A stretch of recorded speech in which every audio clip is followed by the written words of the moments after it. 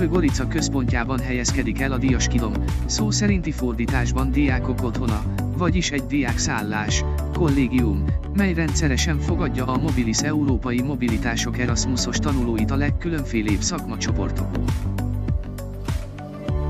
A modern 3 emeletes épületben 24 órás recepció, kényelmes tanulószoba, a legkülönfélébb kültéri sportolásra alkalmas lehetőségek, belül pedig fitnessterem várja a mozgásra vágyó fiatalokat.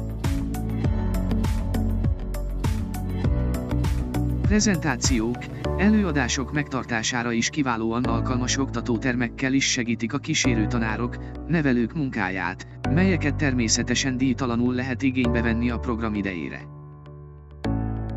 Kényelmes 2 és 3 ágyas szobák biztosítják a csoportok pihenését a többnyire 3-4 hetes szakmai gyakorlatokon, remek panorámával a környező zöldelő hegyes és dombos vidékre. Az étkezés kulturált körülmények között egy kialakított ebédlőben nyújt lehetőséget a reggeli ebéd és vacsora elköltéséhez, többféle menüből választhatnak a diákok és a nemzetközi konyhai ízei mellett megízlelhetik a szlovén nemzeti ételeket is.